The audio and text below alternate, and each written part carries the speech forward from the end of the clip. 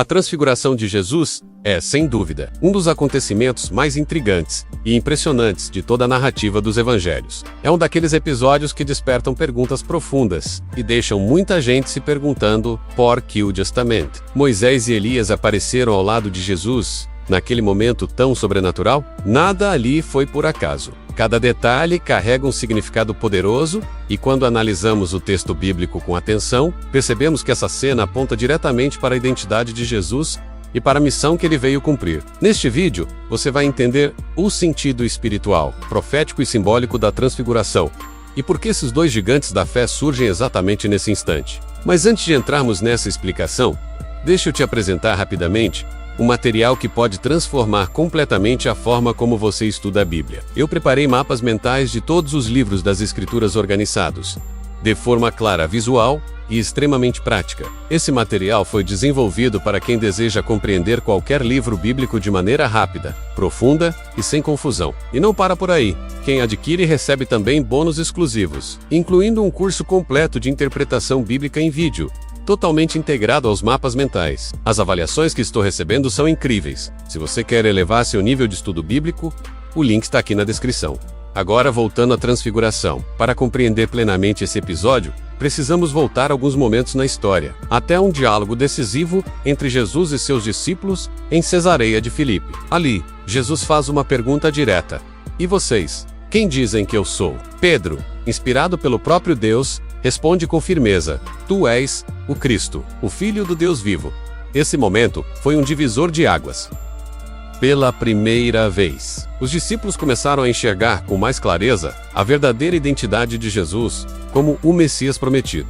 Porém, logo após essa confissão, Jesus revela algo que os deixa profundamente perturbados. Ele explica que precisaria sofrer, ser arrebatado, morrer em Jerusalém e ressuscitar ao terceiro dia. Pedro, ainda preso a expectativas humanas de um Messias triunfante, tenta repreender Jesus, mas a resposta do Mestre é firme e clara.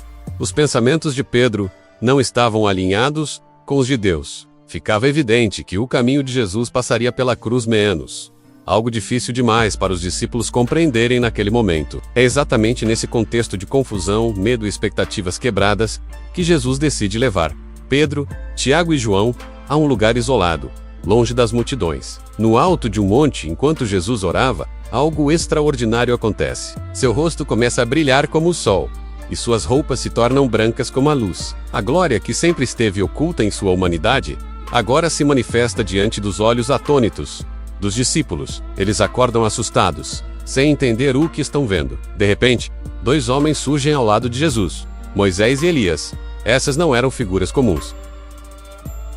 Moisés, o grande legislador de Israel, teve um fim misterioso.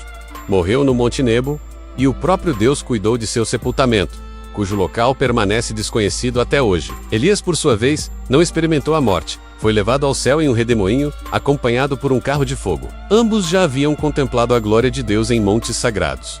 Moisés no Sinai e Elias no Horibe. Mas agora, algo muda. Eles não estão contemplando a glória de Deus apenas. Estão diante da glória de Jesus. E eles não aparecem em silêncio. O Evangelho de Lucas revela que Moisés e Elias conversavam com Jesus sobre sua partida, ou seja, sobre o sacrifício que ele estava prestes a cumprir em Jerusalém. Eles falavam sobre a cruz, a morte e a ressurreição, não como derrota, mas como parte essencial do plano divino. Pedro, sem saber o que dizer, sugere construir 3 tendas. Uma para Jesus, uma para Moisés e outra para Elias. Era uma tentativa humana de prolongar aquele momento celestial. Mas, sem perceber, Pedro comete um erro grave. Ele coloca Jesus no mesmo nível que Moisés e Elias imediatamente. Uma nuvem gloriosa os envolve, e a voz do Pai ecoa do céu: "Este é o meu Filho amado, em quem me agrado." A mensagem é clara. Jesus não é apenas mais um profeta. Ele não está no mesmo nível que Moisés ou Elias. Ele é supremo. Toda a autoridade converge para ele. Tomados pelo medo, os discípulos caem com o rosto em terra. Mas Jesus se aproxima, toca neles com ternura e diz: "Levantem-se, não tenham medo." Quando eles erguem os olhos, Moisés e Elias já não estão mais ali. Apenas Jesus permanece. Isso nos leva à pergunta central: por que Jesus se transfigurou? A transfiguração aconteceu principalmente por causa dos discípulos. Jesus queria fortalecê-los antes da cruz. Primeiro, para que eles tivessem um vislumbre da glória celestial, que ele possuía antes da encarnação e que voltaria a manifestar plenamente. Segundo, para confirmar que ele era sim o Messias, não o Messias político, mas o servo sofredor anunciado pelas Escrituras.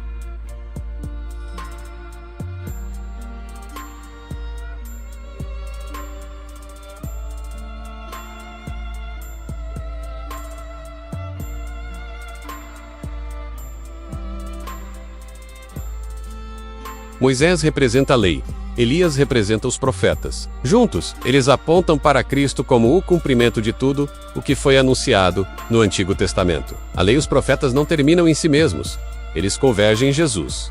A transfiguração não foi apenas um espetáculo de glória, foi uma reafirmação clara de que a missão de Jesus, incluindo sua morte e ressurreição, sempre fez parte do plano divino. Não foi derrota, foi propósito. Que essa cena nos ajude a compreender melhor quem Jesus é, a confiar em seus caminhos e a lembrar que a glória passa pela cruz menos, mas não termina nela. Jesus ama você. Fique na paz e até o próximo vídeo.